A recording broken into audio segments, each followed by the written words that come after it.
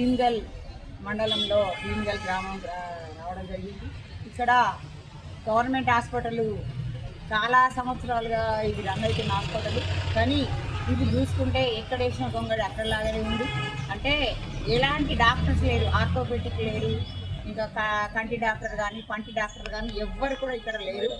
మహిళా డాక్టర్ లేదు. ఎందుకంటే డాక్టర్లను నియమించాలి అనేది మేము 2 సంఘాలుగా కోరుతున్నాం. ఎందుకంటే ఇంత పెద్ద భీమ్గల్ ఇది చాలా గ్రామాల చుట్టూగా చాలా గ్రామాలున్న ఈ మండలం.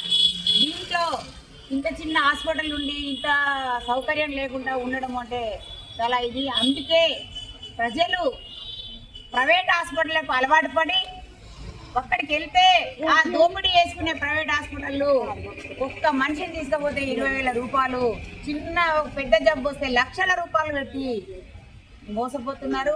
ఇంకోటి ఏంటంటే ఈ ప్రైవేట్ హాస్పిటల్కి వచ్చేటోళ్ళు ఎవరు? పేద ప్రజలు.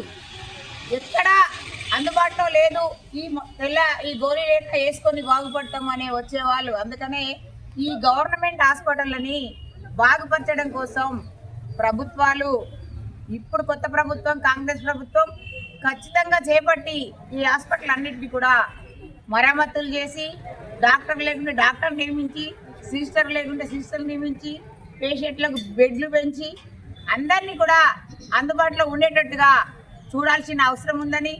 ఎందుకంటే ఇంత పెద్ద మన రాష్ట్రంలో నిజామాబాద్ జిల్లాలో ఏ దవాఖానా చూసినా బోధన్ కానీ, ఆర్మూర్ కానీ, నిజామాబాద్ కానీ సిటీ స్కాన్లు లేవు, ఎంఆర్ఐలు లేవు, ఎలాంటి ఈసీజీలు ఇవన్నీ లేకపోవడం వల్ల ప్రజలు చాలా అవస్థలు పడుతున్నారు. కాబట్టి ఇవన్నీ తక్షణమే అన్ని కూరుస్తారని గవర్నమెంట్ని కూడా మేము కోరుతున్నాం బలంగా.